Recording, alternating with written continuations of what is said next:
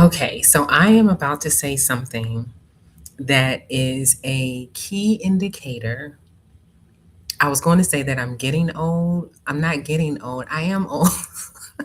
I am old now. I am in the space that I knew I would get to one day, but to be here is an experience, which is why I'm doing purpose over paycheck. For most of my life, there's the phrase, for most of my life, my calendar told me who I was. Now, my days are telling me who I'm becoming. And maybe yours are too. So let's get into it after this.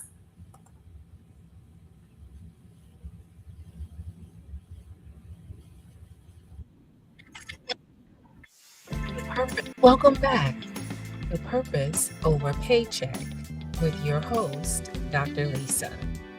The midlife reinvention movement for women 50 and above, rising in faith, walking in freedom, living in flow, flourishing in every God designed season. Here is where we shift beliefs, we elevate purpose, and of course, we step boldly into our next chapter. What is this? This is okay, so we're getting into it from full calendars to repurposed days. For decades, many of us measured our worth by a full calendar. Meetings, deadlines, deliverables. Busy meant valuable. Busy meant worth. Busy, quite honestly, equated to dinero. Money, salary was commensurate with the level of busyness that we were.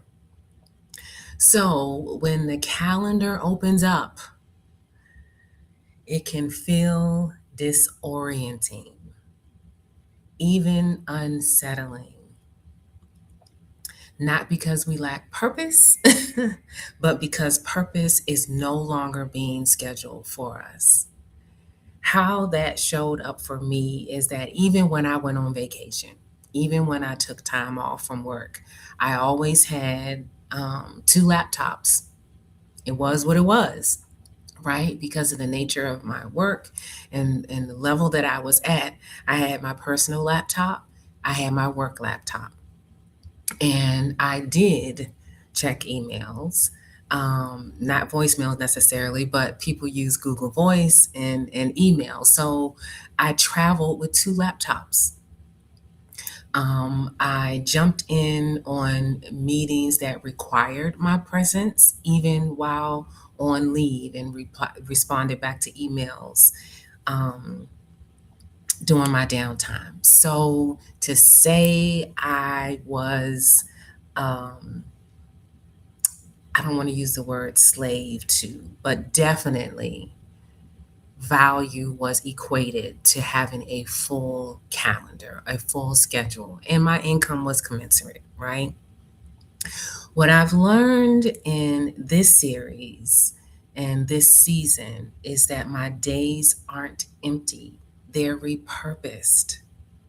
They are repurposed. What I have often encountered during my slow traveling of the globe when I'm in a grab, because I am over in, as I'm recording this, I'm sitting in Kuala Lumpur. And in Kuala Lumpur, their Uber system, which is what we have in the United States, is called Grab. So when I'm in a call a Grab, and it is inevitable, I can count on one hand and have fingers left of the number of times that I have not been asked. So I'm just saying, just about every time I get into a grab, I get asked the question, "Oh, you're here alone? You're by yourself?" Yes, yes, yes. And I don't know if that is a cultural thing because Kuala Lumpur is a melting pot, definitely a melting pot. There is Islam, Hindu, Christian, Buddhist, people from all over the globe are here. However, I'm staying in an area, in a hotel, mainstream hotel. I particularly lean toward Marriott brand. Um, at a Marriott hotel in just outside of the city center, but it is amongst the locals, and I am in a densely populated Islamic Muslim community.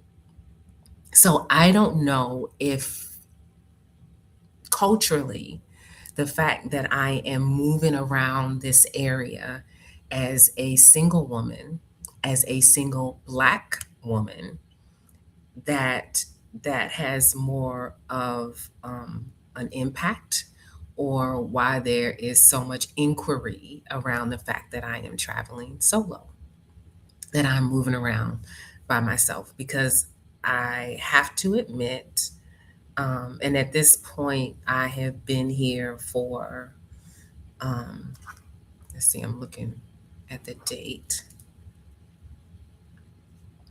I have been here for more than a couple weeks. Yeah, more than 2 weeks. So I have not seen many women moving around solo per se, outside of being at work or that sort of scenario. And I definitely have not bumped into another Black female traveling solo as I have in other parts of the globe that I have traveled to. So, and then it's followed up with the question, well, aren't you bored? What are you doing? Oh my God, I can't imagine. And this is for men. And when I talk to women at the different shops, I get asked the same question. I am far from bored. I am far from bored. I have written 2 books since I have.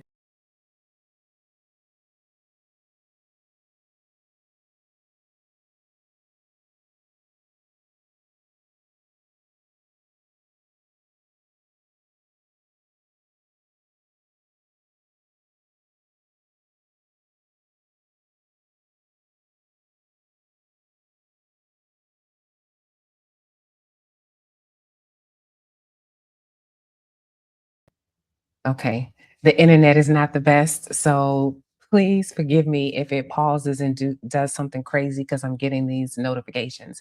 But anyway, so written 2 books. I've written a book. I've written a companion journal for that book. I have launched this YouTube channel, Purpose Over Paycheck, with Dr. Lisa. I have written articles. I am not busy. I am not bored. Let me say that. I am very busy. I'm pacing myself. So that's why it's important for me to share that this season the days aren't empty. They're just repurposed. The calendar still holds meaning, just different kinds. The calendar is mine. Mine, mine, mine, mine. I get to put on the calendar what I want. I get to schedule my time. I get to flow in a way that supports my nervous system and doesn't aggravate it or agitate it.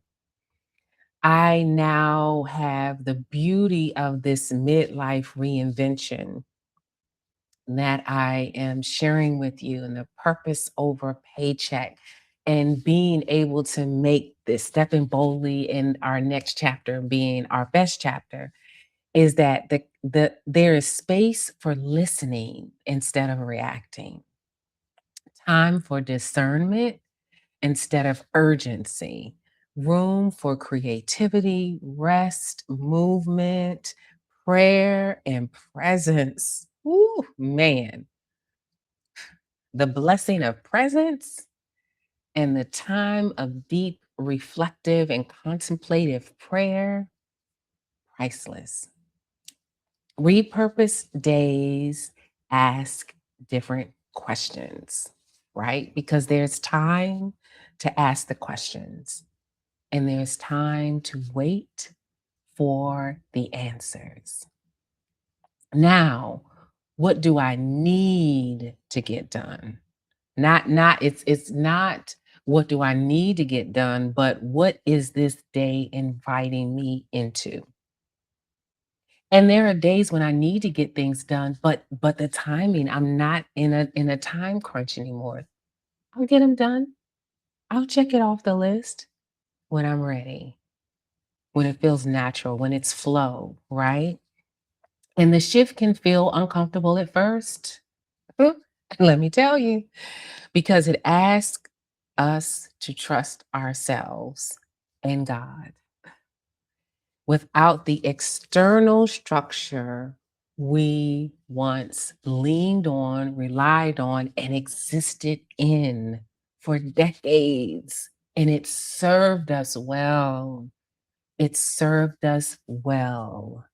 It kept us on target, on task, but we are no longer there, right?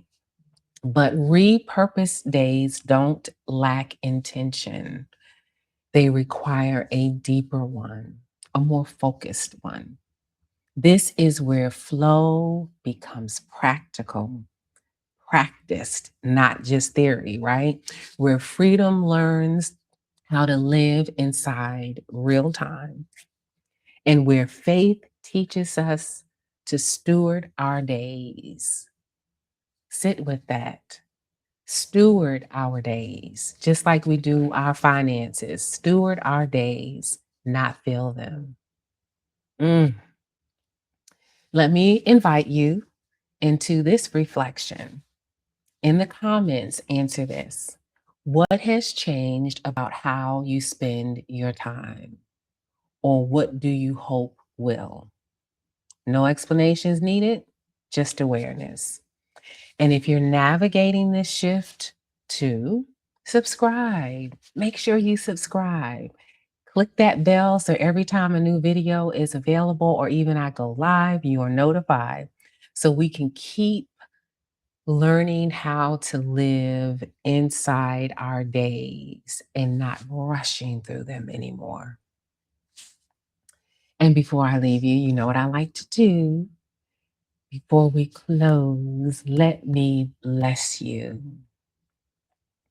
May you release the belief that busy equals valuable. May you trust that your days still matter, even when they look and feel different. May your faith help you listen for divine invitations. May your freedom feel purposeful, not chaotic. May your flow teach you how to honor time without worshiping it. And may you remember your days are not empty, they are being repurposed. Remember, midlife is not a crisis, it's our invitation to reinvention. We're still here, we're still rising, and we're making this next chapter our best one yet. Faith, freedom, flow, and flourishing. This, this is 50 plus reinvented.